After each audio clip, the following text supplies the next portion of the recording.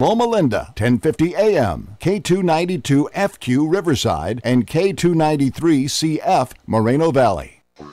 You just entered the Gotcha Zone. Eilon up to the start line and get ready to race with your host, Joe Britt. It's time for Gotcha Racing, live on KCAA 1050. Ladies and gentlemen, start your engines and get ready for an action-packed, fun-filled hour of everything a motorhead ever loved or lived. Gotcha Racing with Joe Britt. Welcome to Gotcha Racing. This is Joe Britt. Hey there, race fans, and welcome to another edition of Gotcha Racing live with your host, Joe Britt, here in the commander's seat. So thankful to be here on a gloomy Saturday, but nevertheless, we're here, we're in the seat, and we're going to have a great show for you today. Hey, folks, how you doing? Let me give you my open. I come to you a humble man that is a reflection of God's grace and greatness, a humble man that is standing on shoulders of ancestors. Hello, America. Look alive, California. Wake up, San Bernardino. Stand up and be counted, Empire, the Inland Empire. For this is your host, Joe Britt, coming to you loud, clear, and strong from the desert to the sea, broadcasting on the powerful KCAA Talk Radio. We're on three stations, which 106.5.3 FM, 102.3 FM, and 1050 on your AM dial.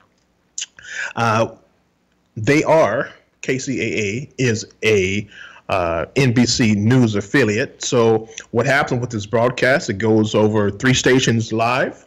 And then the visual part coming from my studio, Studio B in Rialto, California, gets streamed to 190 countries on this blue dot of ours. So, hey, hello there, race fans, and welcome aboard. Okay, our weather, gloomy, rainy, glooming. It's no joke. And I'll get into that in a minute. So, a little house cleaning. For those of you that would like to listen to our broadcast, you could be under a rock somewhere, and maybe your smartphone, your dumb phone, or your cell phone. Get that and put these digits in: 720-835-3099. Okay? For those of you who want to call into the studio and talk to me, Joe Britt, that number would be 909-792-5222. 909-792-5222. For those of you who just want to, on a toll call, I believe that number is 909-888-5222. Okay. We can be found on Facebook. Look under Gotcha Racing TV. Look under You Gotcha. Look under Joe Britt. Look under GRTV Media. Okay, you can find us there. Or if you're on the internet, just put in Gotcha Racing TV, Gotcha Racing Live. Okay.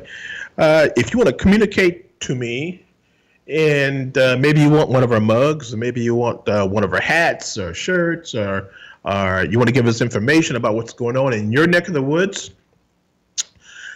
our email address is grtv.media@gmail.com. That's grtv.media@gmail.com. Okay. Racing news today. Well, I'll get into that pretty soon. This week's coming up will be at the NHRA Winter Nationals, and then Media Days first. But let me get into this. Okay. So much for that there. All right. So weather today in California, Southern California, heavy rain. Okay. Heavy rain. I'm looking at my, let me talk to the engineer for a minute. Joe, I don't see the broadcast on the website. Can you check that? Okay, so heavy rain today. You know, it's been raining steadily for 6 hours. A ton of accidents in Southern California. And parts of the 101, this is for the West Coast guys, okay? East Coast guys that are listening, this has nothing to do with you. But on our 101 coastal route that goes all along the California on the right next to the Pacific Ocean, some of it has been closed. And flooding and up to 6 to 12 inches of debris, okay, along the 101. And that's going near Ventura, Santa Barbara area. So you guys need to be careful when you're out there driving around, and look around you, because you never know what's going to happen. All right, so here in the southern part of California, you know, we have right in the back of me, there's the mountain range. And of course, the San Andreas Fault is what in the mountain range. But nevertheless, they're telling me that the snow is going to be capped up there at a lower elevation. And for you ski guys that want to get up there, go ahead and do your thing. But be very cautious. You got to take change when you go up in those mountains. It is no joke. So I'm telling you to be careful before you go up. Take your clothes, take enough clothes, take some provision just in case you get stuck, you know. And I think the highway patrolmen are not going to let you get up there without putting some type of chain on your all four tires. And hopefully you'd have a 4x4 to get on up there. But have fun, but be careful. Okay, so this week for us, what's going on this week? NHRA's here. Okay, the Winter Nationals is in Pomona, and I guess they will be this coming weekend. So that means on Wednesday or Thursday, we shall be at the media days for the NHRA. That is where we get a chance to talk one-on-one with the top few racers and the upcoming stars of the NHRA. That's going to be a heck of a run this year. You know, we interviewed the champion before he was champion, and we might even do that again this time around. So that's great. That's great. So our small crew will be out at the Winter Nationals doing what we do best, and that's talking to different folks and having a good time and doing what we do. Okay. What else we got here? Spocom is coming up. Spocom is where the fancy cars, the race cars, and the fancy cars are getting together. And let me pull this over here. And what they're doing, they are okay. So it's a large, exotic, and domestic car show. And we are in talks to be co-sponsor of this event with our energy drink. And I don't see my can around. Burnout energy drink. And I'll probably more likely show you that at the end of break. Okay. So we're doing what we're doing. Now, at the beginning of the year, I said that we were going to co-sponsor. We were going to have car shows, and we were going to do a lot for the community as a company, and this is one of the first steps. Okay, and that's getting with the sponsors of the different tracks and the sponsors of the different car shows, and getting involved so you can see our name, and we can put a booth out there and interview some of the great people that are out and about. All right, what else we got? Oh yeah, Hooters. Okay, we have a new sponsor online, guys, and that would be Hooters, man. We are just tickled pink that we do have Hooters as a sponsor now, and so what we're going to do with these guys is this, right? We're going to bring back Thursday night bike night at Hooters in Moreno Valley, and what we don't want are knuckleheads, all right? We don't want burnouts. We don't want willies. We don't want any of that stoppies. No, because I tell you, the cops are going to be on you 24/7. Now, as a owner, I have to go to the police station and talk to a special unit and tell them it won't be any of that there. And they're going to be there anyway. So I'm telling you guys up front, if you bring your bikes out for Thursday night, and I'll give you the dates. And if you act foolish and do something real stupid, you're going to get popped. And it's going to be on you. Shame on you. We don't want that. And on every other month, we'll be doing car shows. We'll be doing car shows for the exotics. We'll be doing car shows for the hot rods, the low riders, and the local guys with exotic cars. Got to be happy about that. There's nothing better than hot chicks, hot cars, and hot chicken. the 3 C's of life: hot chicks, hot cars, and hot chicken. Oh, let's not forget about the beer, okay? But that's they are allowing me to set up, excuse me, in the parking lot and do live shows. So more likely we would probably, if I can arrange it, to do a live show for 12 o'clock there. They asked if I would do it, and I said, yeah. So for you guys out there that are listening, stay tuned. A lot of things are happening, and I'm glad you're aboard. Okay, as I said, we're growing, and we're growing to serve you better. All right. So now, with the growing, we have growing pains right now, and we're looking for people to help us. So we are looking for cameramen or females. We're looking for weather girls. Okay. Weather girls gets in front of the weather, a screen, and say, well, it's raining here, sun's going to be out, the temperature here, that kind of a deal. And at the same time, that young lady will be giving current events of what's going to happen in our neck of the woods. For instance, Spokecom, she might be saying, well, this is coming up. She might be saying Race Wars is coming up, and a date, and what to expect. So we're going to have all of that too. So we're looking for weather girls. We're looking for camera personnel. I'm looking for editors. I'm looking for drivers. More. We have some already. And I'm looking for drone pilots. Look, we recently bought a drone, and I took the camera off. So we want that great footage, that great footage that you can only get with one of these rascals. So since I can't do everything, I'm going to need some pilots to go ahead and make that happen. And so we're looking for drone pilots also. We're moving up. So not only do we have the GoPro cameras that would show the outside of a car racing, and the inside of the footwork of the driver, we have this one here now in our arsenal. So we want to give you the best footage and the best coverage that we can possibly give you, the great listeners, the great viewers of Gotcha Racing TV and Gotcha Racing Live. Okay. So last Sunday, I was at, where was I at?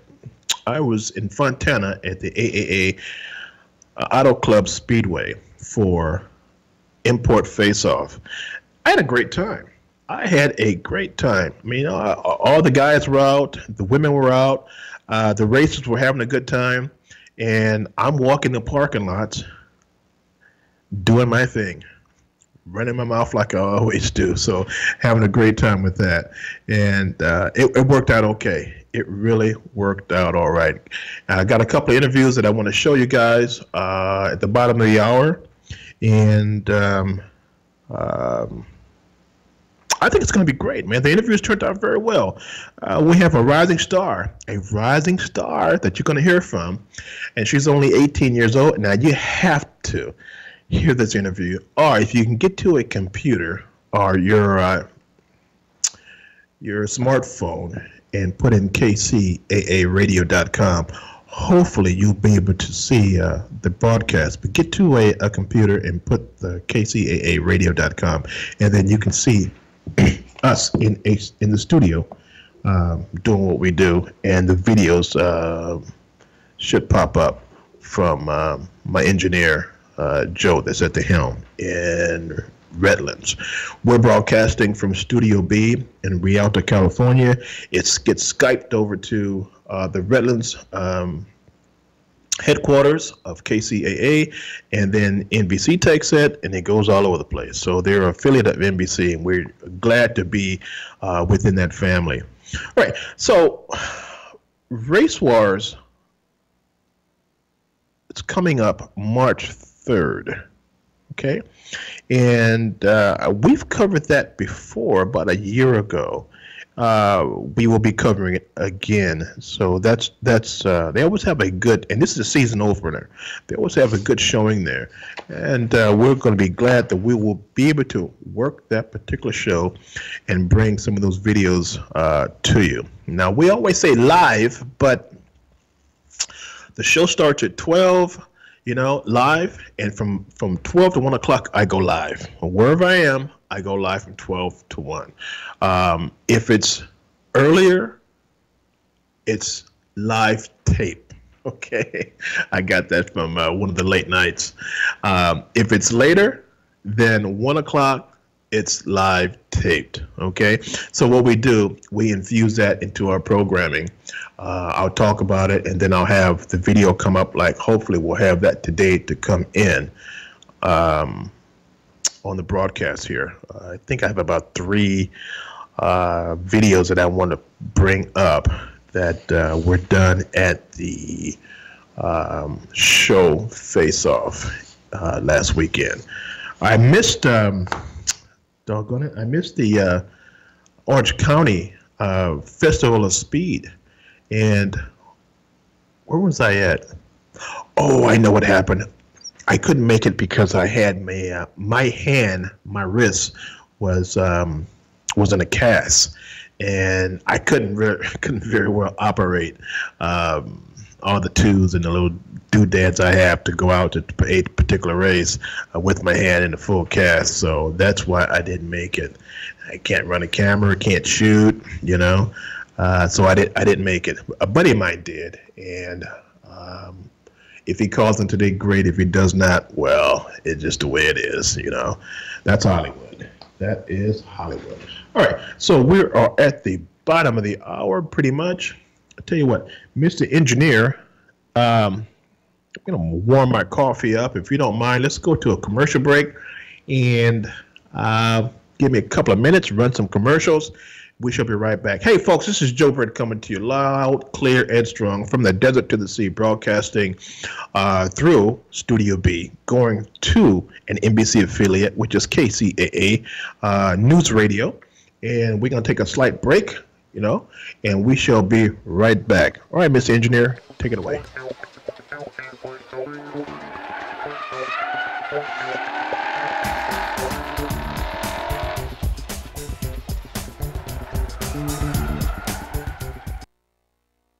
I'm finally getting my abs back thanks to TC1 Gel. I gained some inches around the belly last year, and the holidays didn't help either. But then I discovered TC1 Gel, and now 2019 is the year of my abs returning. TC1 Gel is a thermogenic gel that you rub on your waist 15 minutes before exercising. Then simply put on the TC1 sweat belt and start your workout. You'll sweat like crazy and feel the burn. It focuses on boosting circulation, increasing perspiration, activates body heat, reduces muscle fatigue, and burns off more calories. Get your TC1 Gel now. Go to tc1gel.com and use the code RADIO30 for a 30% discount on this amazing product. Again, RADIO30 is a code for 30% off the regular low price of TC1 Gel. You can also go to www.tc followed by the numeral 1 gel.com. That's TC number 1 gel.com. tc1gel.com. Get rid of a few inches and get your abs back with TC1 Gel. Also, follow them on Instagram, handle TC1Gel. 792-5222. I'm in a...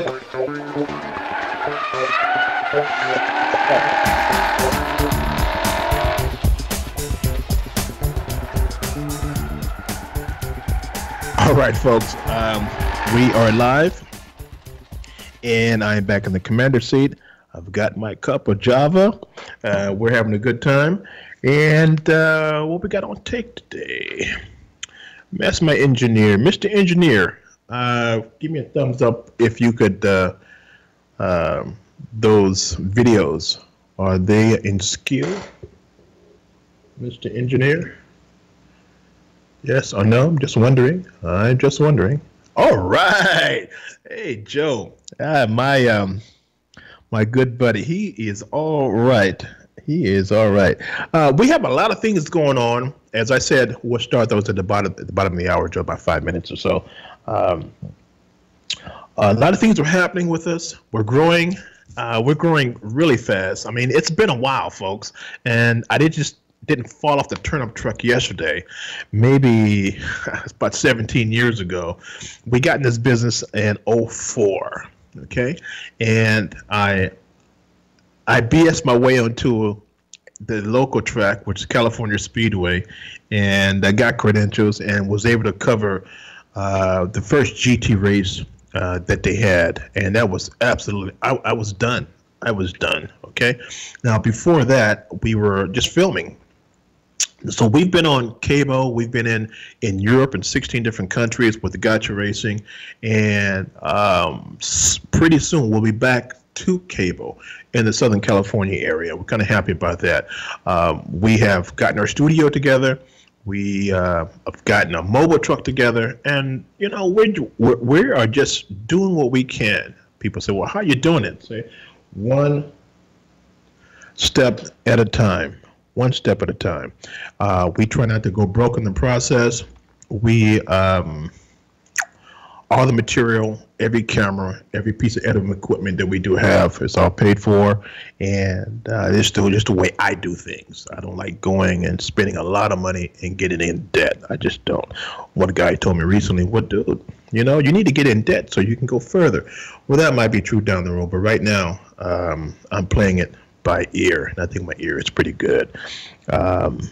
We're kind of happy what we're doing. We just need more people to help because, I'm like a one-legged man in a turd-kicking contest. Been doing this a while, and we are ready to expand. Even with the people that we have, we are ready to expand and go further and give you, the great listeners of Gotcha Racing TV, a good show and an informative show. We want to show you and how to do it yourself. For instance, you got a turbo, you want to do it set up. Okay, let's show you. You have a supercharger, you want to know how to keep it cooler. Let us show you. You want to upgrade your braking system from a 1-disc caliper to a 4-disc caliper. Then we want to show you how to do that. So, if we don't show it here, we will go out to different garages of people that we know that are doing all these specialty equipment add-ons to their vehicle and bring all that to you. And all we ask for you is just to sit down and watch and be entertained and learn from us. And then every other week we have our motorcycle guy to come in, which is Chris the Road Warrior, and he has been in the motorcycle industry for 35 plus years. So he gives all these great tips on what to do, how to set your bike up for winter, spring, and summer. And he has been a good addition to the Gotcha Racing family. So we're kind of happy, really happy about that. All right, so Mr. Engineer, let's play the let's play the first one, if you don't mind, the first video at the face-off, and I'm gonna go quiet on this end, and so the people can get the whole gist of what we were talking about. Let it roll, brother. Questions or it's good for you, man. Hey guys, this is Joe Britt coming in, and look, I'm in the pits now. All right, as I said, I was just gonna get settled. And now I'm settled. Now I'm talking to the big dogs in the pits, okay? So this is where all the cars come to show and shine and show their stuff off. Now, as walking through with my little green badge on, I saw a car getting judged, right? And I'm going, okay, all right. Now, looking into the car after the guy was getting judged, I go, well, hell, this owner, he really stepped up. He put a lot into this car. So I'm going to introduce you to the owner, and then we're going to peruse his car, right, live in person, and go from there. So, buddy, how you doing? I'm doing well. How are you? Okay, your name is Daniel, right? It is. Okay, so tell me about the improvements. First of all, what are we looking at? This is my 2013 Subaru STI. It's got a molded various wide body kit. Okay, hold on a minute. You know what, folks? I'm going to turn this around because I'm doing you a disservice. Hey, Larry, how you doing? I'm doing you a disservice. Let me turn this around. There we go. Now, come on with me, now. So, you can see in the front end, this is a wider body version of the Subaru STI. The body kit took about 8 months to get imported in from Japan. From there, we took the body kit and then molded everything in so that it was seamless as far as the transition from the bumper to the fenders. And then into the quarter panels as well. You see there's no rivets or even lines as far as where the body kit starts and ends. It's molded seamlessly into the body. Well, hold on a minute. Now, you got my mic. I never let my mic out of my hand, but nevertheless. Now, I've done body work before, okay? And there's a cheap way and there's a smart way of doing things. Correct. Now, this is fiberglass with metal, right? It is. Okay. And you mounted it how? So what we did is we added additional fiberglass to create no seam between the metal and the fiberglass. And it hasn't cracked on you? It has not. Now, look at that body line, folks. Isn't that real cool? My next question, the $1 million question, is she or is she not a trailer queen? I actually drove her here from Ventura County, so it took me about an hour and 15 minutes. So now I drive this car to shows in Vegas, Arizona, as well as, just on the weekends. And no cracks? No cracks. Okay, so now, the curiosity, man, you got me going. I see no crack lines. I see no rivet lines. I see like it's just been from the factory. Exactly. How you do that, man? Give me that trade secret. What is it? It's a trade secret, man. I'm sorry. So you're saying you're going to have to kill me after you tell me? Exactly. Well, hell, I don't want to die right now. So, folks, we're just going to give you a preview of what this cool car has to offer. So you got judged. How do you feel about that? I feel great. I think the car is going to do really well today. Now, you've been different car shows and whatnot. How'd you place in those? I usually place top of my category, and with this new custom paint, I typically take home best paint as well. Now, I asked you before if you had a shop. You said no. I don't. And you said something about, I'm going to turn this around, guys. Hold on. You said something about in the garage. I did, on the ground, yeah. So you got your buddies, you got pizza and beer, huh? That's it. I got actually a kegerator, so I got beer on tap in my house. That's how you do that, That's how I do it. So I just invite a whole bunch of friends over, and we just wrench in the garage. So how long did it take you to come up with this? So for this current version of the car, it took me about a year start to finish. Really? Yeah. Really? It did. So now your fender modes, did you make those or did you buy them off the shelf and then modify them different? So I bought them off the shelf and then I modified them to fit the vehicle. And then even the gas tank, came with a notch in it, so that when you open up the fuel door, that it wouldn't hit the wide body kit. But I wanted it to look pretty seamless. So we actually molded in this notch right here. And then we have to change the opening mechanism so that it wouldn't hit when you open up the fuel door. So a lot of little details that you don't realize are there. So actually, you put your brain power to this doing engineering work. Correct. Okay. Well, tell me about the engine now. Now this is it. You said it's a Subaru, right? It is a Subaru. Man, you know what? It does not look like a Subaru, I know, man. A lot of people don't think it looks like a Subaru. Yeah. All right, so folks, I'm going to turn this camera around, and Daniel's going to give you insight on what this motor's about. Here we go. Go ahead. So we have, these cars come with 300 horsepower as the motor from the factory. We upped it to about 550 at the motor, about 425 to the wheels, 485. Complete rebuilt bottom end, and then all the intercooler piping, we changed it from a top mount intercooler to a front mount, and then we did everything in carbon fiber. Well, you know what? It's an absolutely great job. Hey, Frederick, you're in Belgium. You're watching. That's good. Nice to have you on board. So, this is absolutely great, man. Thanks. And I had to ask you if it was a doggone Subaru. Now, I know all my cars, man, but this stumped me, dude. It really stumped me. It is a Subaru. So you got your lights on. You gonna run out of juice? No. I got a high performance battery in there, so it helps keep all my electronics, charged up. Now see, this is what we do here in California. My Belgian people that are watching. Hey, believe it or not, this is a Subaru. Believe it or not, this is a Subaru. Isn't it tight? Took him 1 year to do this. Absolutely nice. Absolutely nice. Well, Daniel, let me turn this around. You have a Facebook or Instagram where this car can be seen? I do have an Instagram. You can follow the build. It's carbon_STI. Say it again? Carbon_STI. Okay. Now, I've always asked folks that are on this side of the camera that have cool stuff. You got any shout outs? Yeah, I mean, I got a lot of great Toyota tires, Parent Performance, APR, Status Racing. I mean, there's just a lot. AM Performance. There's a lot of great companies. So if I didn't mention you, I'm sorry, but I do appreciate all you guys' help and support. So good. You got a lot of love out there, huh? I do got a lot of love out there. A lot of great companies that support back this car. But you know what? By the looks of it, you worked your ass off on this. I did. A lot of sleepless nights, but it's worth it. All right. So, folks, that's how we do it here. Thank you for your time, Daniel. Thank you. That's how we do it here. You know, we're going to walk around. We're going to see some more cool cars and see if I can get the owners of these cars to talk about their secrets, okay? So, I'm going to shut it down for a hot second, find something else, and then I'll take you to the racetrack that's over there. All right?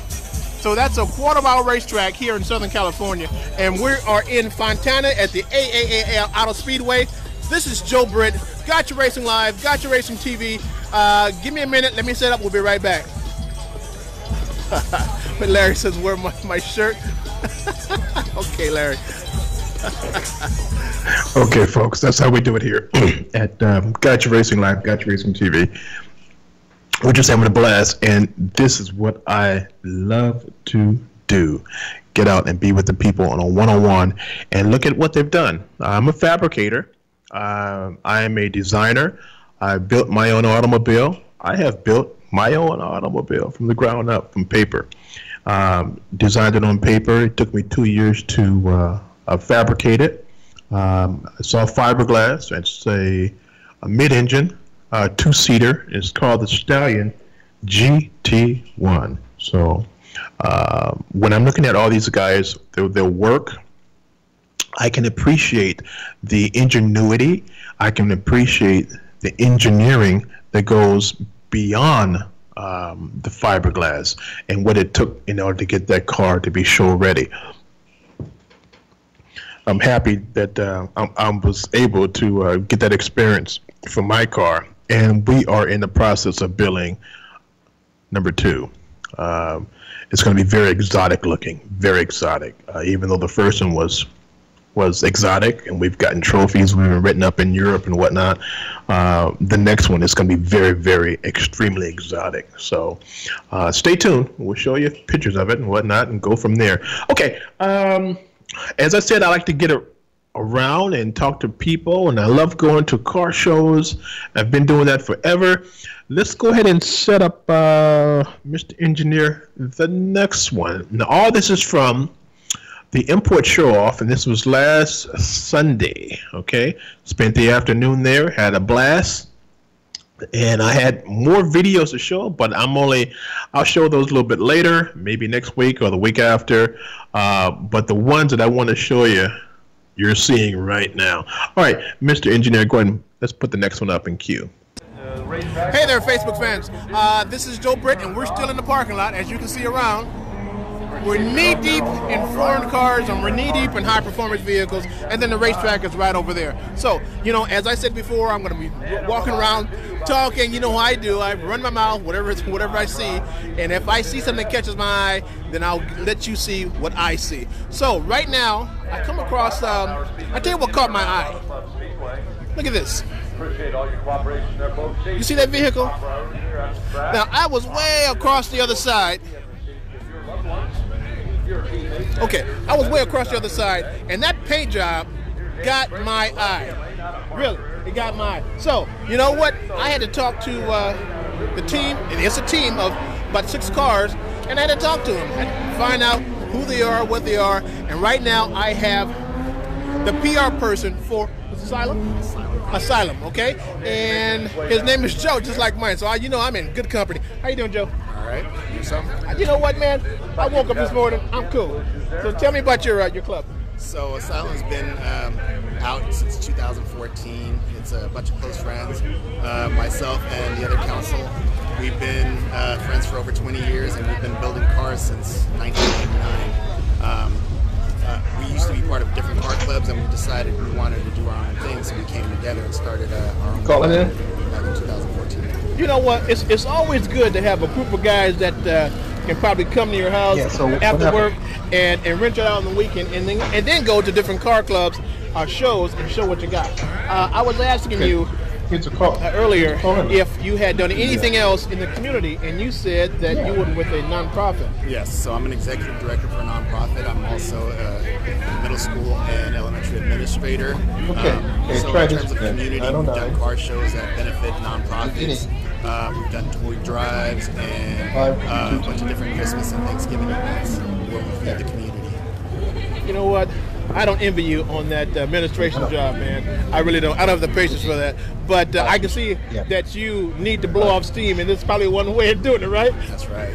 And it's a family thing. So that white Jeep is my wife's. This is my daily driver, and this is my show. This is my brother's.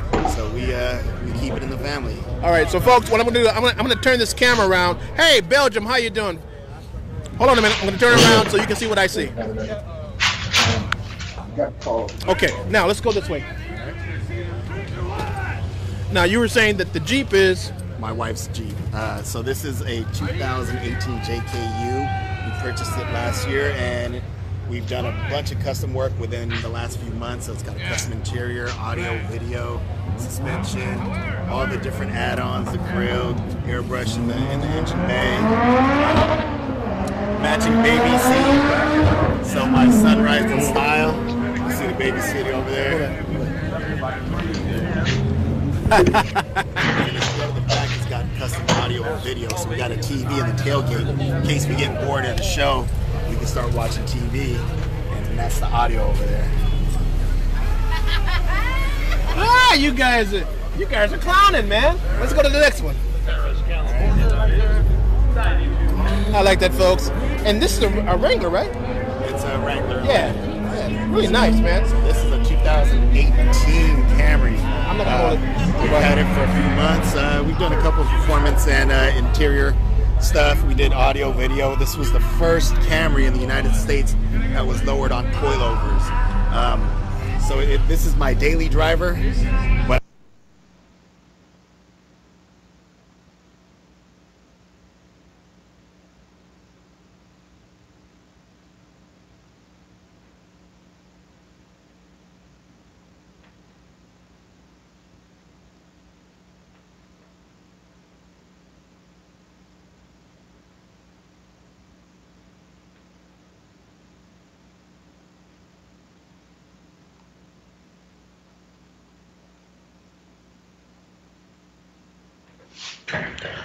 Okay.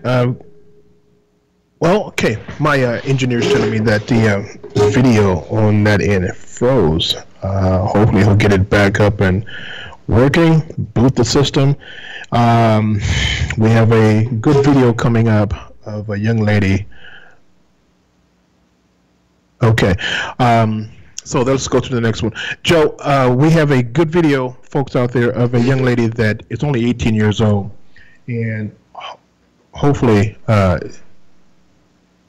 hopefully we can go ahead and put that up. But right now we have a caller on the line. Hey, caller, how you doing? How are you, Joe? How you doing, buddy? I'm good, man.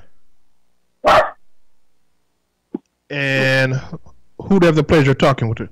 This is Chuck. Oh, Charlie, how you doing, buddy? Yeah, just sitting around waiting for you to design me a car. Well, you know what they say. You got the cash. We can do just about anything you want. Oh, I got the cash. Do you have the time? You know something? At one time, it was all about the money. I tell you, Charlie, and you know my schedule. My schedule's pretty hectic. But I would have to find the time to go ahead to design you something very special and take the time in order to do it. But I tell you, man, I'm like I'm a one-legged man in a turd kicking contest. You know how that goes. So, how is that that supercar that you do have? Oh, the new one. I just bought a GTR. It's a little too much for me, Joe. To be honest with you, it's anywhere in between 700 to 1,000, depending on where you put that Cobb tuning. But it's got the T24 twin turbos. It's got the titanium exhaust. I launched it for the first time a couple of days ago, and I'm still cross-eyed from it. And I know you love speed because you got that Porsche, and I remember that we did a canyon run, you and I, with some more folks, and you know how to push it, and you're telling me this particular car got you cross-eyed. It must be something special. Yeah, I'm used to driving 500 horsepower cars, but I'm more comfortable right around probably about 700, because my limit. But when I got into this car and had the tune turned up all the way to 1,000, it's a whole different beast. And I'm a pretty good driver. I don't want to toot my own horn or anything like that, but when I launched it at full thrust, it scared the living daylights out of me. That's unreal, man. But I can understand it's a lot of power in that particular automobile. So what are your plans with that? Are you going to do any road racing? Or are you going to? So what are you going to do with it? You know what? I bought it to do the airstrip attack. And that's a little bit of road racing on an airstrip that's closed. But this car is a straight drag racer, from beginning to end. I've never skated on a four-wheel drive car like the way that I did when I launched this car. All four wheels spun, and it was like swatting flies trying to keep this thing going straight. Wow. One of these days before you decide to get rid of it, because I know you don't keep cars for that long, we're going to have to put some GoPro cameras on it and go for a ride in it, and hopefully when we go for a ride, there's no other structures around, so we don't have to lose control of hitting something. Well, I went and tuned it all the way completely down, and when I had it completely down, it was at right at about 700. And even that was a little bit hair-raising. I wouldn't recommend launching that car from first gear ever, if you don't know really what you do. Unless you have your NHRA license, I never suggest you put that car in the first gear. So I've been launching it out of second. You scaredy cat, I tell you. Oh, believe me, I'm not. I don't really get that scared because normally I drive a Porsche and into the canyon, so I'm used to coming out of turns, looking out the side windows, but drag racing just is not my thing. When you go high horsepower, you get there's nothing to mess with. I have a lot more respect for those street outlaw guys that drive the high powered drag racers now. Wow. Well, yeah, we're gonna have to get into it before you get rid of it. And you don't keep cars that long. You get them and you flip them, and hopefully. But I thought you were gonna get a real quickly. It was a Hellcat. Yeah. The Demon. I'm thinking about trading the GTR for the Demon. But then people keep telling me a Demon is just as crazy as a GTR. Interesting. Well, look, Charlie, I appreciate you calling, man, and you and I are going to have to get together and record that ride that you and I are going to have in the GTR. So, folks, you can stay tuned and listen to that and hear the escapades of Charlie and I in the GTR before he gets rid of it.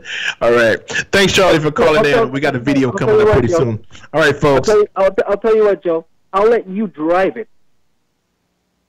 That's fine. We'll put the GoPros on it, and I'll let you drive it. That way you can tell your viewers exactly what I'm talking about.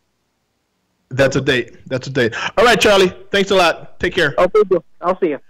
All right, Mr. Engineer, put Kaylee's video up if you don't mind.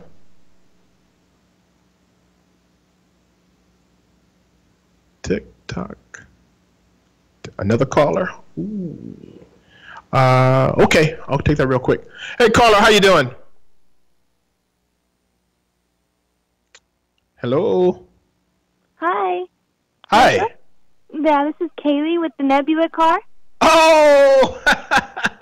A celebrity's in the house. Okay. Yeah, I just played a cool video. Well, I tell you what, Kaylee, hold the line. I'm going to put the video up right now. And hopefully, if you are watching it, you'll see. So we're going to try two things at one time. So stay there, and you can probably, well, can you talk to me while this is going on? Yeah, hold on. Mr. Engineer, go ahead and keep Kaylee on the line, and then let's go ahead and put her video up and running because we're running out of time. Hey, folks. All right. This is Joe Britt. I tried to get out of here. But I got stopped. It was meant for me to come in this direction right here, and I got pulled over to this car. Immediately, I'm going to turn it around.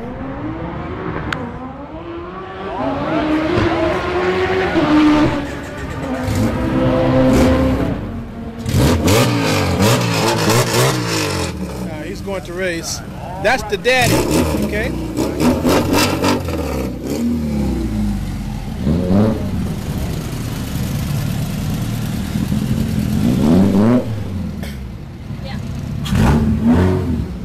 So, I'm going to introduce you to a young lady, the owner of this vehicle. And I was told that she has every finger and her fingernails in this particular automobile. So and that impressed me.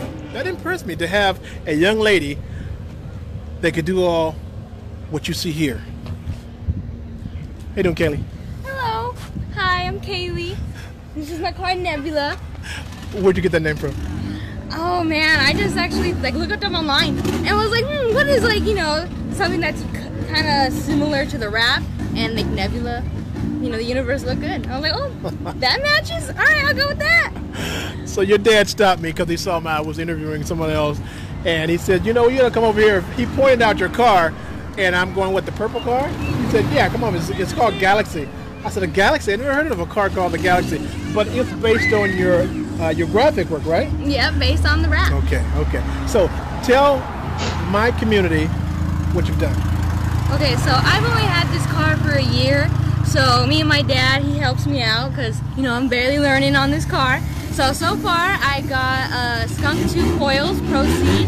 I have the Avantgarde wheels with a Nito tire.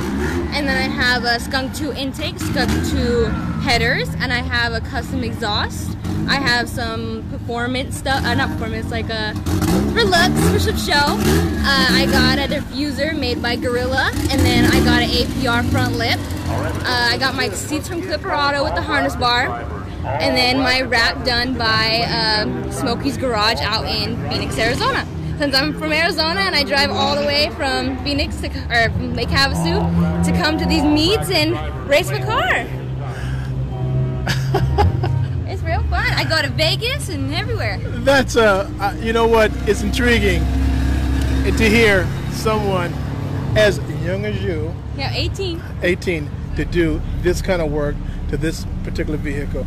Now, your dad said all right, take care. All right, your dad said that you've done everything to this. Yeah. I looked up online and watched videos how to do it and was like, all right, this doesn't look too bad. And I got down there and I put my car on jacks and got it done. The hardest thing to do on the car was probably the diffuser because I had to drill holes into it. Listen, come on back and tell me explain that diffuser to my audience. So right before we came out here, I ordered a diffuser from Gorilla, and oh man, we had to drill a lot of holes to get this thing on. We jacked it up and had to put the fins on because some of them weren't on there. That was a tough one. Just like the front lip that we had to do and had to drill holes into the bumper. Now, that front lip that's on there, you got it from a buddy of mine called Casey at APR Performance. Yeah. I love that splitter. It's beautiful. So, what else have you done? That's about it so far. No, it's not. I'm looking at everything on here. You lowered it. How'd you lower it? With the Skunk 2 Pro C coilover. So who did that? Me. I put them on. I took my rims off one by one and put the coils on, and then slowly lowered it down with the tools, and then I took it to get in alignment afterwards. It didn't take more than maybe 40 minutes per side after I got the hang of it. Yeah, that's my interior. I wrapped it all myself and put the seats in. They're pretty easy after I figured out how to get the brackets sliding in right. Then we put the harness bar in there. I got it powder coated purple to match the car. We got some boot shifters and just good stuff like that just to make it pop. Yeah, but otherwise, she's pretty stock for me. Okay, so who did the wrap? The guy named Smokey in Phoenix, Arizona.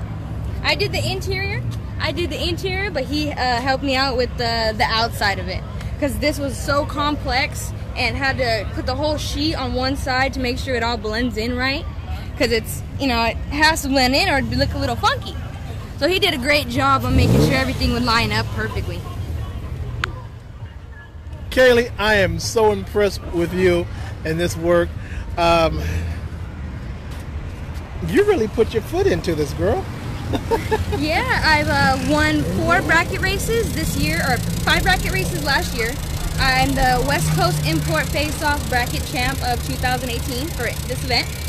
I won DNR. I got 2nd place at Race Wars last year.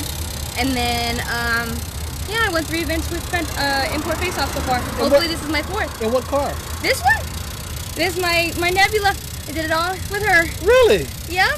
I got my trophies over there, chilling with the Team Hybrids, since I'm part of Team Hybrid. They really awesome group of people that helped me be welcomed into their group. So yeah, Team Hybrid. Wait, hold on a minute. So, not only are you 18, but not only are you a fabricator, you're a racer too. Yep, I tried track racing this weekend as well. So I done track racing and drag racing. So that was a little fun. It was very scary, a lot different than having to go straight down the drag strip. You do a lot more turns, hopefully get into that again. I did Chuckawalla Valley for the Neo part cruise for a little day. It was real cool, and then I came here 2 days later. You know what? I'm gonna need you to call me. Okay. Because I gotta go race when I was last call. I'm gonna need you to call me. On Okay, my show. Joe, go ahead and take that up. minutes. We only got a couple of minutes. Kaylee, you still there? I'm still here. Okay, I'm really impressed with you, and I tell you, you're going places, and I know it. 15 years ago, I saw Tanner Faust, and I had him on my. We were the first one to capture his image on videotape. I said he was going places, and he's gone, and he has gone to a great career. I am saying the same thing about you. We have to keep in close tabs with you because you're going somewhere. Hey, folks in California. Hey, folks in the world. Kaylee is a superstar, and she's going places. So I appreciate your call in. I hope the interview was okay with you. Oh, it was awesome. It was my first interview, so I was pretty nervous, messed up a bit, but I'll get better at more interviews. You didn't mess up. All right. Thank you, Kelly, but keep in contact with me. Hey, folks, this is Joe Britt, top of the hour. It's almost time for us to go. Thank you for tuning in to us. Thank you, Kelly, for calling in. You're going places. I'll keep in contact with you. This is Joe Britt, 102.3, 106. KCAA Loma Linda, 1050 AM, 106.5 FM, and now 102.3 FM. Your NBC Sports Radio update starts now. The votes are in. The 2019 class of the Pro Football Hall of Fame has been determined, but the announcement will come later on tonight as a part of the NFL Honors Award Show. Speaking of Hall of Famers, as the Super Bowl fast approaches, Hall of Famer LaDainian Tomlinson earlier this week told NBC Sports Radio that Todd Gurley will be the X factor for the Rams. That's Todd Gurley. With the NFC Championship game, it makes me wonder, during that week, did the knee flare up a little bit? And he just quite wasn't, what he was the week prior. But I will say this. Having 2 weeks off, you got to expect that knee has to be back close to 100%. And Rams head coach Sean McVay did confirm that, saying Gurley is feeling 100% and excited for a big role tomorrow against the Patriots. As the game is coming up, the news is shifting towards the NBA because the trade deadline is coming up on Thursday. And in fact, rumors are swirling around Anthony Davis of the Pelicans. According to ESPN's Adrian Wojnarowski, the Lakers made an offer to New Orleans that included Lonzo Ball, Kyle Kuzma, Rajon Rondo, Michael Beasley, and a future first-round pick. But New Orleans was reportedly underwhelmed by that proposal. 12 games on the NBA schedule tonight, highlighted by the Lakers at the Warriors. College basketball, number 2 Duke cruised by St. John's 91-61, 29 points from Zion Williamson. His 10th game this season with 25 or more points. That's a Duke freshman record. Elsewhere, number 9 North Carolina beat number 15 Louisville 79-69. Third round at the Waste Management Phoenix Open. Ricky Fowler atop the leaderboard at 18 under, 5 under through 12 holes today. Matt Kuchar is 14 under. He's -4 through 12 as well. I'm Scott Seidenberg with NBC Sports Radio, and get all of your scores on the NBC Sports Scores app.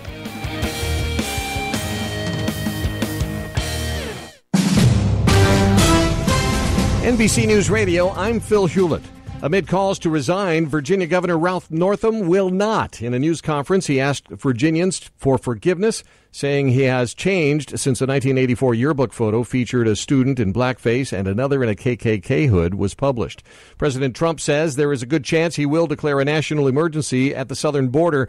At the White House yesterday, Trump hinted he could do that during the State of the Union address on Tuesday night. National Security Advisor John Bolton says humanitarian aid will be sent to Venezuela. Bolton says self-proclaimed interim President Juan Guaido had asked for the help. President Trump has declared Nicolas Maduro's presidential rule illegitimate and recognized Guaido as the leader of Venezuela. It's Super Bowl weekend in Atlanta, with the big game set for tomorrow at 6:30 p.m. Eastern. Concerts at Centennial Olympic Park are going on today. Tomorrow's game pits the Los Angeles Rams against the New England Patriots. Phil Hewlett, NBC News Radio. This is KCAA. KCAA Radio is proud to announce that the Tri-City Center in Redlands is our new home. We're fortunate to be located among some of the best businesses in the region. Among our neighbors are Ray Chiropractic, Brace Connection Orthodontist, Pain Solutions Medical Massage, Rent-A-Center, MVP Staffing Agency, Jenny Craig, Salon Centric, and many more. The Tri-City Shopping Center is located just off the I-10 between Alabama and the Tennessee exits in Redlands. The Tri-City Center is the mall with a heart. It's time to join the Tahibo Tea Club. Tahibo tea comes from the inner bark of the only tree in the world that fungus does not grow on. The Tahibo tree never gets sick, never gets infected, and never gets infested. As a result, it contains antifungal, anti-infection, antiviral, antibacterial, anti-inflammation, and anti-parasite properties. Tahibo tea can truly be miraculous for someone fighting a potentially life-threatening condition due to infection, diabetes, or cancer. Tahibo tea is available for only $34.95 per pound plus shipping. 1 pound makes 300 servings, which is only 12 cents per cup. Dial 818-883-7222 or buy online at drinksupertea.com. All orders ship immediately the same day. Call now, 818-883-7222. That number again, 818-883-7222. Or buy online at drinksupertea.com. Hey guys, this is Andrew Caravella. Just wanted to let you know that KCAA has a new listener line for all of you that have a phone. Now you can listen to KCAA in the grocery store, in the doctor's office, or when you want to pretend you're on the phone with someone just so that creeper will leave you alone. Call 720-835-3099 today and listen to your favorite KCAA radio shows. That number again, 720-835-3099. KCAA Radio, the station that leaves no caller or listener behind. Hi, folks. If you're still paying for electricity every month, it means you haven't signed up for the Inland Empire's #1 money savings program offered by Horizon Solar Power. Just call to qualify your home, and Horizon will give you $100 plus pay your electric bill until 2020. It's that simple. Call, qualify, get $100 and no electric bill payments until 2020. So keep your money in your pocket and become energy independent today. Call 844-711-6996. That's 844-711-6996. Or click on one of our Stay Cool ads at KCAAradio.com. Psst. Hey, you. Yeah, you. Do you know where you are? Well, you've done it now. You're listening to KCAA Loma Linda, your CNBC news station. So expect the unexpected. KCAA.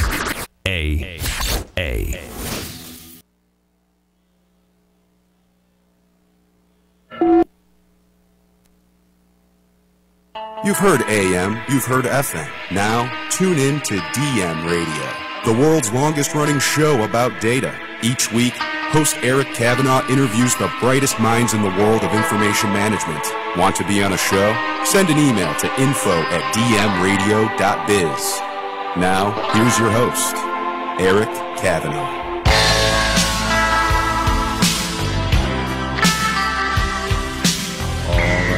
Welcome back once again. Yes, indeed, it's time for DM Radio. My name is Eric Kavanaugh. I will be your humble, if excitable host for the show that is designed, after all, to peel away the marketing veneer, get down to brass tacks, and figure out what is going on in the world of data. Oh, my goodness, what isn't going on? We're living in the data age, the information age, as some people call it, the insights economy, as my buddy Wayne Eckerson refers to it. And things are changing. I mean, it's really kind of amazing if you step back and think about how much business has changed over the last even just 10 years. It's kind of staggering, quite frankly, and that is largely due to the combination of data and processing. Processing power is at an all-time high. It's just amazing what these cloud vendors can do. It's amazing what a lot of the point vendors that we'll talk to today on our show can do in terms of enabling all sorts of new applications that can scale out. That's the key word of the information economy, scalable. You want to be scalable. You want to be able to go from one customer to 1,000 customers without batting an eyelash, to 10,000, to 100,000, etc. You don't want your IT infrastructure or your database connection, if you will, to stop you from innovating. So, folks, we have an all-star cast today. We're going to hear from Saptarshi Sengupta of Denodo, Anand Iyer of Quantum Spatial, Toby Scammell from Womply, Charles Olive of SciSense, and my buddy Sean Martin from Cambridge Semantics. So we're going to talk all about the data fabric today. That's the topic of the show today, Data Fabric Deep Dive, a foundation for the digital economy. So let's just dive right in. Sean Martin, I'll start with you from Cambridge Semantics. Tell us quickly about your company and how you guys see the whole data fabric concept playing out. Sure, and good day to you. Thanks for having us all. So my name is Sean Martin. I'm the CTO and a founder of Cambridge Semantics out of Boston, Massachusetts, and San Diego. Data Fabric is really the most exciting development, I think, of the last couple of years. It's an emerging concept, and I'd like to argue a new architecture in which a lot of existing technologies are starting to figure out where they play a place. But what we're looking at is how to build a kind of a quilt or some kind of overlay that can sit on top of all of your data, whether it be internally sourced or externally, whether it comes from text documents, whether it comes from data lakes and data warehouses and other kinds of relational stores, and how you tie all of that together into a composite whole, and then from that you can very easily draw blended subsets of that data that includes business meaning, so it's much easier to understand for the people who want to actually use the data, who have to use the data, so the data must be in their language. How you do that very easily in a reusable way, and more than that, you do it for everything in your business, and you try and do it in a way that you're not throwing anything out, so it's an overlay. So that's the kind of the fundamental idea of the data fabric. And then there's technologies you'll hear about, I think, today that are points within that overall architecture. Yeah, and of course, you guys have some interesting semantic technologies, of course, as the name would indicate, and also graph technology. Can you kind of talk about the importance of the nexus of graph technology and semantics for being able to enable this kind of pervasive data fabric? Yeah, so our part of the fabric architecture is really at the place where the rubber meets the road, where the end users or the business users are trying to get at the data. And so our job is to tie all the data sources, all the literally tens of thousands in some of our big customer data sources together in a way that it's manageable and scalable. And that scalable is really two dimensions. One is the amount of data and data sources, and the other is in sort of managing the practicality of how you deal with that amount. And what we're able to do we have a technology called AnzoGraph, which is really a data warehouse for graph data, so in-memory, massively parallel database. Third generation, it's predecessors of systems like Netezza and Parexel, Redshift, and so on. But this one's for graph, and graph is very good for lots of relationships. And when you're tying together data coming from many, many different, a lot of connections that are possible within that data. And what we want to do is actualize those connections as part of the blending. So AnzoGraph is this massively scalable system. We can just keep adding compute to it. As you guys heard earlier, compute is now very easy thanks to the cloud. We can just bring up more and more compute to do whatever processing we need. And a parallel data warehousing system is really perfect on top of that environment. So Graph allows you to capture data-rich environments and do very rich data models and provide interactive access to it. The semantic element is the business meaning. You've got things we call ontologies, which are models of meaning. We've got data dictionaries, which people have been using for years, taxonomies, glossaries. All of that stuff captures what the business thinks they call their data. And it's been very difficult up to now to tie the business meaning directly in with the data. It's been more of a documentation exercise where metadata about data has been separate. What we're trying to do with the graph, because it's so capable of handling many different data structures simultaneously, is tie the actual data together with the business data that describes that data, and that's how we make it available. So one of the aspects of making this practical is naming the data in such a way, every element of it, if you like, in such a way that it's recognizable to someone who wants to access that data. Mm-hmm. Okay, good. That's actually a pretty good segue to our next guest, too, and stick around for the roundtable. Sean, we've got Toby Scammell from Wampley on the call today. Toby, tell us a bit about your company and how you kind of fit into that that matrix that Sean was just laying out for us. Yeah, hey, Eric. Great to be here today. So Wampley is probably best known as a small business software company. We've got 150,000 small business customers across the U.S., and our corner of the market is primarily mom-and-pop businesses in the food and beverage, retail, and auto service categories. So I think while most of the other guests today are talking about big enterprise solutions for sophisticated companies that have large technology teams and budgets, we really build software and use data for the owner and operator of small businesses around the U.S. And I think those businesses face a meaningfully different challenge than some of the other customers that we might be talking about today, in that they really need help collecting data and making sense of it. So I think some of the problems are somewhat similar in the sense that everybody's trying to aggregate data and use it to benefit their businesses. But small businesses in particular struggle because they generally don't have the systems in place to get access to data. So, for example, the typical small business owner doesn't know who their customers are. They don't have a good record of those customers' transactions, and they have no way of contacting their customers once they've left the store or a place of business. And internally, we call this the zero data problem. And it's probably best exemplified by saying you can give every one of these small businesses in America free software that's got all of the features you could possibly want. But if you don't have the data to power it, and small businesses can't get that data, then the software by itself is useless. And so what Wampley's done is spent 7 years building out what we call the Wampley Commerce Graph. And the Wampley Commerce Graph is essentially going out to the biggest sources of data that exist about small businesses in the U.S. and their customers, and pre-aggregating and making sense of that information so that small businesses can take advantage of it in our software. And so what we sell to small businesses is not just an empty shell of software, but pre-populated software with their own data, that's including their customer data, revenue information, market information, et cetera, that they can then use to power their business. And so happy to talk about any of the different dimensions there, but that's what Womply's focused on with our Womply Commerce Graph. Yeah, so what are some of these sources of data that you pull from? Because that's a very interesting play. You're basically creating a service for small businesses where you've gone out and accessed a whole treasure trove of data sources, pre-aggregated it, and put it into some sort of a useful form such that the small company doesn't have to do all that. They just tap into the resource you provide, right? Can you tell us what are the sources and what are some examples?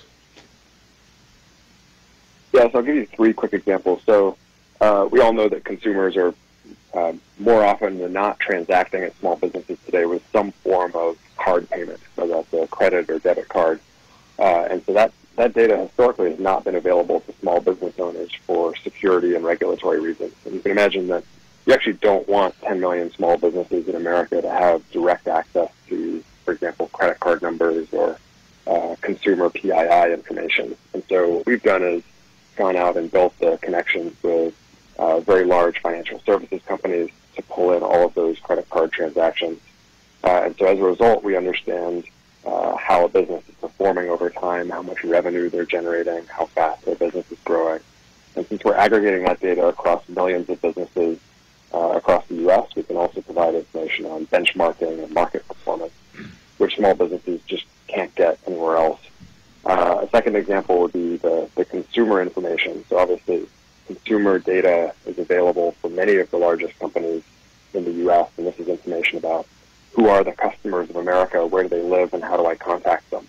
And so Womply's also gone out and built our own databases there of customer contact information, demographic information, so that we can help small businesses understand who is transacting at their business on a daily basis. And then third, I'd say the best example of how the internet has really changed today is that customers are no longer defined simply by the amount of money they spend at a business. Their online activity is increasingly important.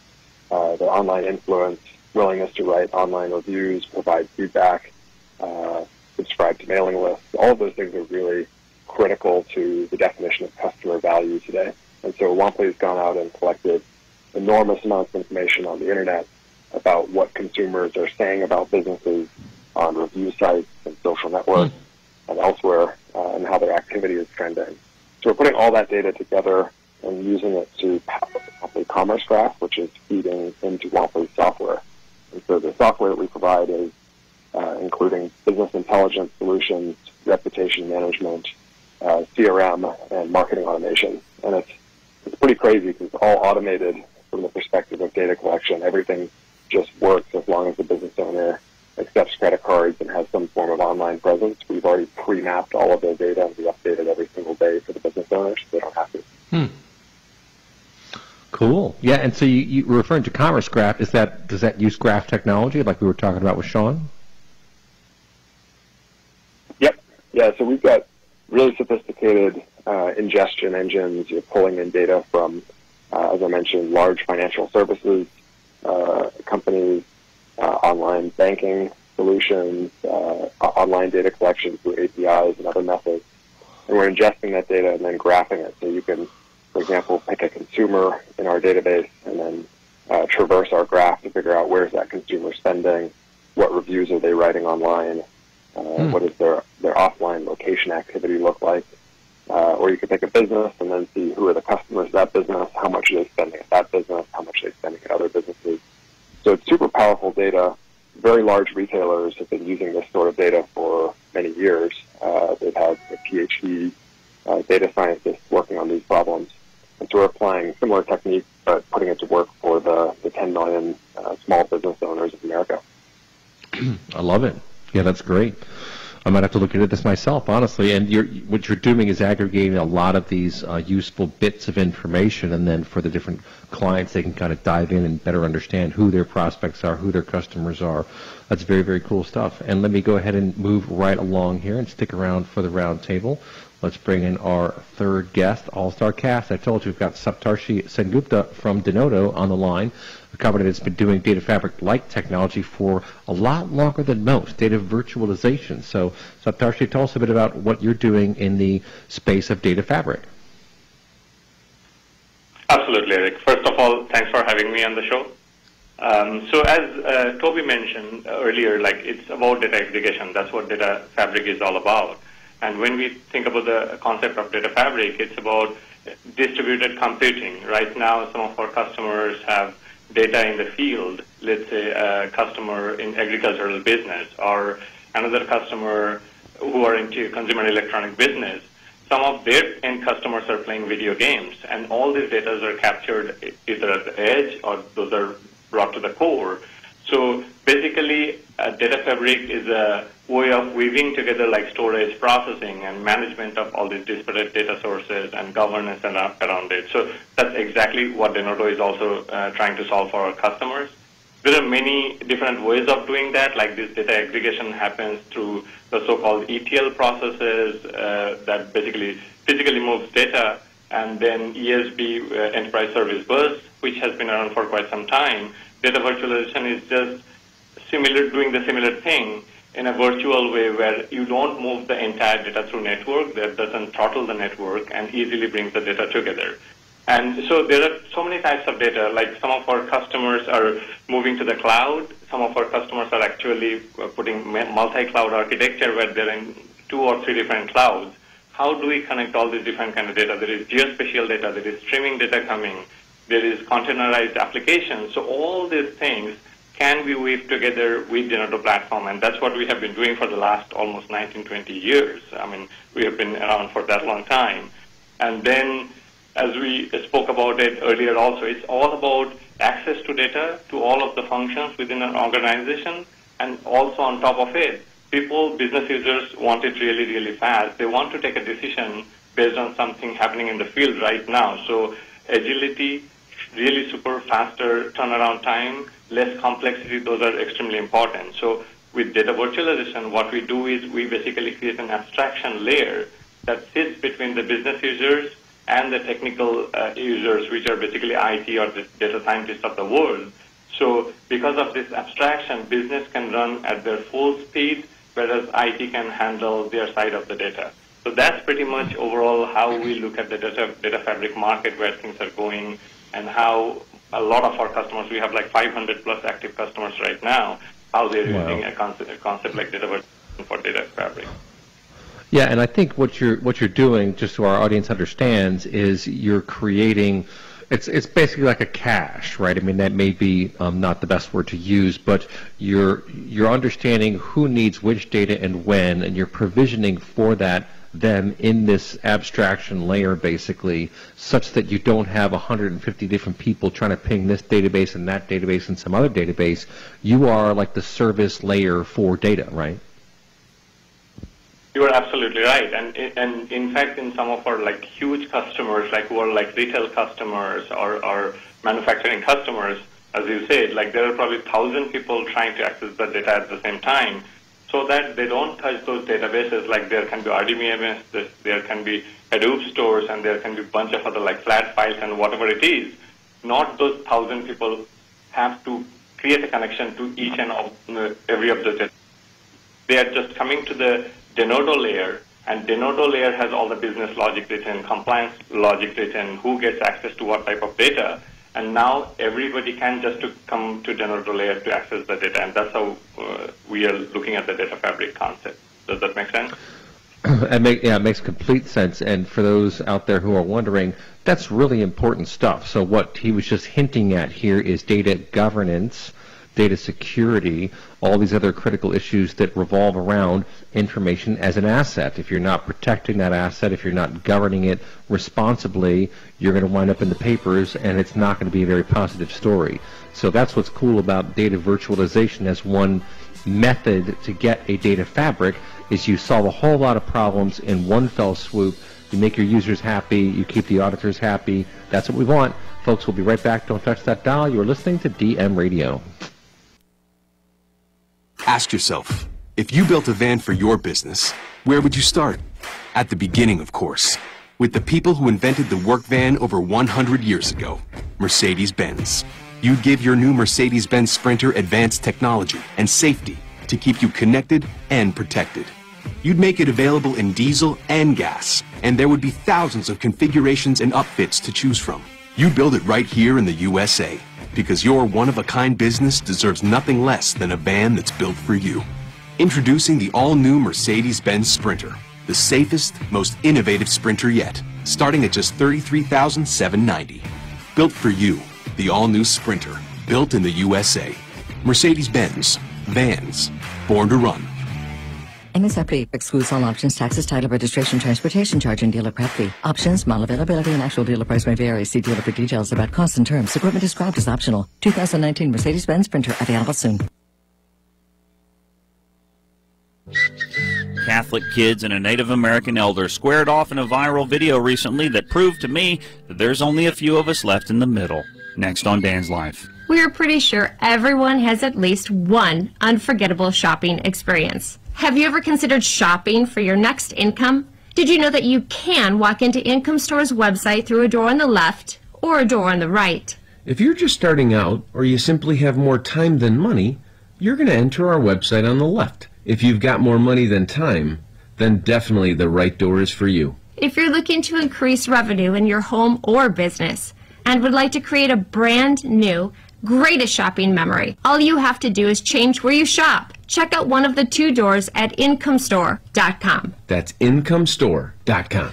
I'm not much interested anymore in whether or not young white Catholic students sporting Make America Great Again hats were jerks, or whether they were provoked by a cult of super tool kooks claiming they're the descendants of the tribes of Israel, while a rabble-rousing Native American elder stood in the middle, as innocent as could be. What interests me is how certain some were that the students were wicked, evil, racist, and indicative of some greater effort to turn America white again. Once the video emerged that these Kentucky kids weren't as nasty as many assumed, that anyone in a Make America Great Again hat is a hater, and how dare anyone ever not bow before any Native American, my word, how America is turning into a Nazi Germany Part 2. Nope, many won't admit that they were wrong because it doesn't fit their narrative. This isn't really any different than those during President Obama's administration who could not accept that Barack Hussein Obama was, and is, an American citizen. If our minds can't be changed, there's no point debating. If we won't listen to another side and actually consider what they have to say, there's no hope for compromise. We might as well pick up the sticks and stones and load up the guns and start firing at each other. What a sad way to be. This is Dan's Life.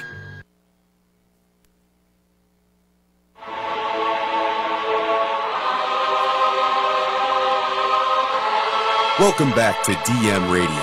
Here's your host, Eric Kavanaugh.